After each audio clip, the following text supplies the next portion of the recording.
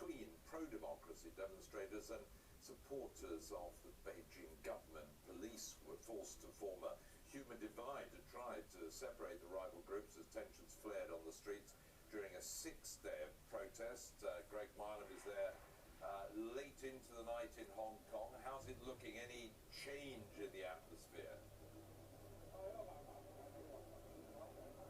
Well, it's certainly more calm than it was earlier. It's 1 o'clock in the morning here, as you say, very late in the evening. No sign that large numbers of these people are leaving. You can see still very good numbers here. If it's sitting a little, it's only because the weather has driven some away, but a sense that a lot of these people will come back tomorrow. This is the heart of the student occupation camp that was, they say, attacked earlier today by a group of, well, some have claimed to be locals frustrated with what this is doing to commerce in the area.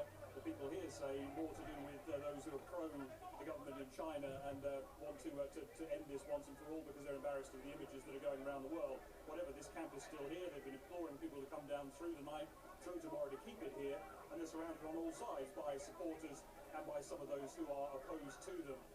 The student groups have said that because of the violence that happened here and the fact that the police didn't protect them, although they're here now keeping the two sides apart, they've called off those talks that they'd agreed to with the government here in Hong Kong.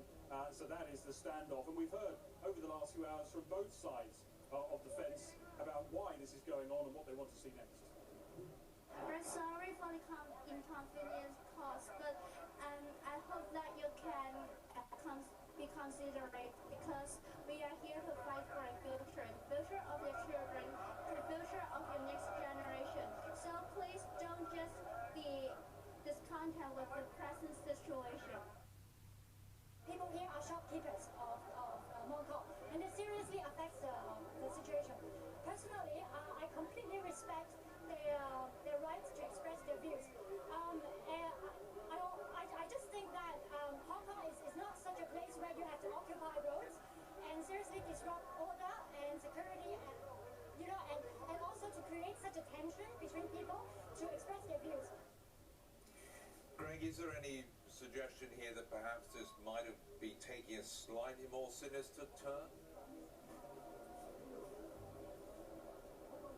Yeah, I think there is a feeling, certainly among some of those in charge of the student protest, the occupation has been here for getting on a week now, that those who were leading the protests weren't necessarily people just concerned with commerce down here. There were elements, they believe, and they saw signs of them wearing ribbons that indicated an allegiance to the Chinese authorities, and that's why they believe these protests happened, because China so far has stayed largely on the surface, at least, out of what's happened here, and it's been peaceful, apart from the police, of course, firing tear gas last Sunday, upping the ante quite a lot.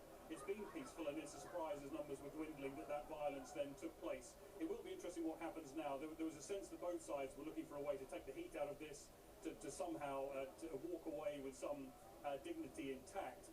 If those numbers were to come back tomorrow, having seen the protesters walk away from talks, I think it will get us right back to square one, or whether this is something that both sides can take as a sense of victory and move on with the political process. Greg, thanks very much. Greg Milam reporting live from Hong Kong. And to